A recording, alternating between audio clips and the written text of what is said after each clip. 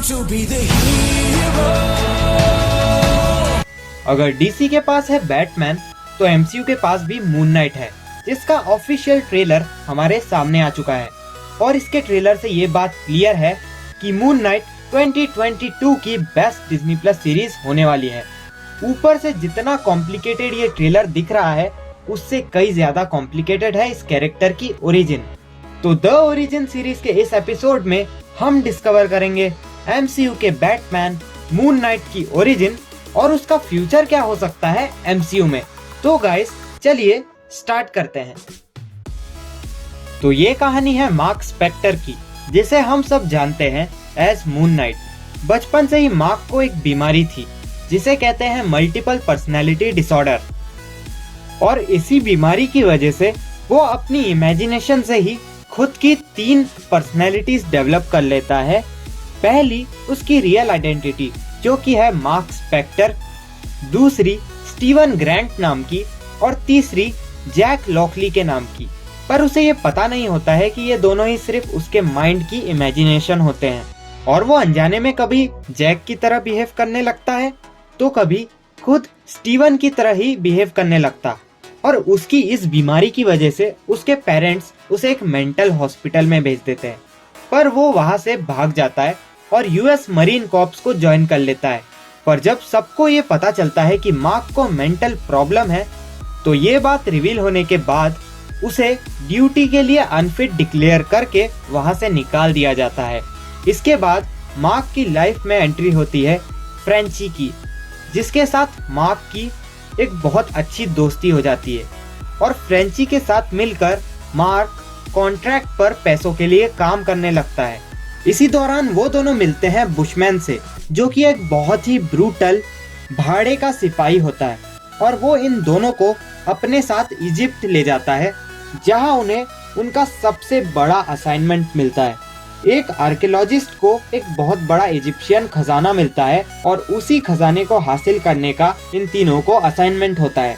Mark भले ही पैसों के लिए काम करता था, पर वो कभी भी किसी को बिना वजह नहीं मारता था। वही बुशमैन एक बहुत बुरा इंसान था जो पैसों के लिए कुछ भी कर सकता था। वो उस आर्कियोलॉजिस्ट को मार देता है और उसकी बेटी को भी मारने वाला रहता है, पर तभी मार्क उसके बीच आ जाता है और उस लड़की की जान बचा के उसे वहां से निकाल देता है। इस लड़की का नाम मार्लिन होता है, और यही आगे जाकर इस स्टोरी लाइन में मार्क के साथ रिलेशन में आ जाती है। मार्क को मार्लिन की मदद करते देखकर बुशमैन बहुत ज्यादा गुस्सा हो जाता है और मार्क पर अटैक कर देता है, जिसके बाद मार्क और उसके बीच में एक बहुत तगड़ी फाइट होती है, जिसमें बुशमैन मार्क को पूरी तरह से हराकर इजिप्ट के रेगिस्तान में मरने के लिए छोड़ देता है। तब वहां रहने वाले कुछ लोगों को वो दिखता है, और वो लोग उसे घायल हालत में उठाकर अपने मून गॉड कॉन्शू के टूम पर ले जाते हैं। लेकिन वहां पहुंचने से पहले ही मार्क की हार्ट बीट रुक जाती है और वो मर जाता है। पर तभी कॉन्शू मार्क की सोल को अपने पास बुलाते हैं और उसे वापस जिंदा कर देते हैं, और उसे दे देते हैं पावर्स मून नाइट बनने की, ताकि वो उनका अवतार बनकर बुराई का सामना कर सके। और इस तरह कॉमिक्स में ओरिजिन होता है मून नाइट का, जिसके पास वैसे तो कोई एक्स्ट्रा ऑर्डिनरी पावर्स नहीं है, पर उसे अर्थ पर एग्जिस्ट करने वाली ऑलमोस्ट सारी फाइटिंग स्किल्स आती हैं। उसके पास कमाल की सेंस ऑफ कॉम्बैट स्ट्रेटेजी है, और वो काफी अच्छा स्पाई भी है, और वो बैटमैन की तरह काफी सारे हाई टेक इक्विपमेंट्स भी यूज करता है, जैसे कि आर्मर, गॉटलेट्स, ग्रैपलिंग केबल और उसके सिग्नेचर मून शेप्ड डार्ट्स। लेकिन इन सब के ऊपर से उसके पास दर्द सहने की ऐसी इंड्योरेंस है, जिसकी वजह से वो बहुत ज्यादा पेन बर्दाश्त कर सकता है। वही फुल मून नाइट्स को उसकी पावर्स बहुत ज्यादा बढ़ जाती है। और इनके अलावा उसके पास मून कॉप्टर भी है, जो कि एक हेलीकॉप्टर है, और वो बैटमैन की तरह काफी ज्यादा रिच भी है। वही वो अपनी स्टीवन ग्रैंट और जेक लॉकली वाली पर्सनैलिटीज का यूज करता है क्रिमिनल्स का पता लगाने के लिए, ताकि वो मून नाइट बनकर इन सभी को सबक सिखा सके।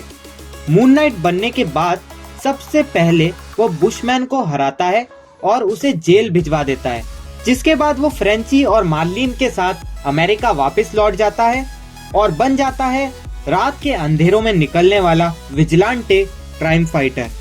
अब ट्रेलर को देख के तो यही लगता है कि सीरीज में मून नाइट की ओरिजिन को थोड़ा सा चेंज किया जाएगा, पर क्योंकि ऑस्कर आइजैक इस सीरीज में लीड रोल प्ले कर रहे हैं तो ये तो कंफर्म है कि ये सीरीज बहुत ही ज्यादा थ्रिलिंग होने वाली है, जिसकी टोन मुझे तो बाकी डिज्नी प्लस शोज के कंपैरिजन में काफी ज्यादा डार्क लगी। वही इथान हॉक का कैरेक्टर आर्थर हरो इस मूवी का मेन विलन होने वाला है, जो कॉमिक्स में एक साइंटिस्ट होता है जो कि नॉर्मल लोगों पर एक्सपेरिमेंट करके उन्हें ज़ॉम्बी बना देता है।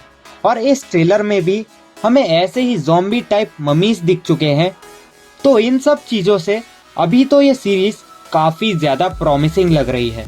और MCU में मून नाइट का फ्यूचर तो बहुत ब्राइट है, जहाँ कॉमिक्स में ये कैरेक्टर अवेंजर्स, डिफेंडर्स, स्पाइडरमैन और फैंटास्टिक फोर तक के साथ काम कर चुका है।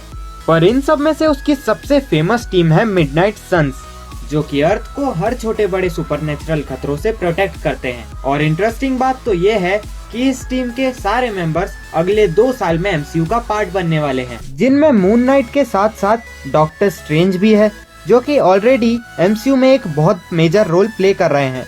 इसी के साथ ब्लेड की मूवी को भी अनाउंस कर दिया गया है और गोस्ट राइडर भी doctor strange in the multiverse of madness में दिख सकता है।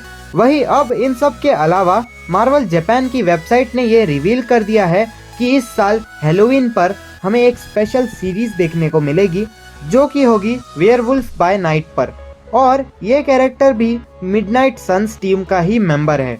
तो इन सब से तो यही लगता है कि मून नाइट फ्यूचर MCU में एक बहुत बड़ा रोल प्ले करने वाला है। तो मैं तो मून नाइट के लिए बहुत ज्यादा एक्साइटेड हूँ और ये सीरीज 30 मार्च से डिज्नी प्लस पर स्ट्रीम होगी, हिंदी प्लस इंग्लिश दोनों में। तो अगर आपको ये वीडियो थोड़ी सी भी पसंद आई हो तो इसे लाइक कर देना, और ऐसे ही ऑसम वीडियोस देखते रहने के लिए हमारे YouTube चैनल कॉमिक्स एम्पायर को सब्सक्राइब करके बेल आइकन ऑन करना मत भूलना। तो फिर मिलते हैं नेक्स्ट वीडियो में। Until then, signing of.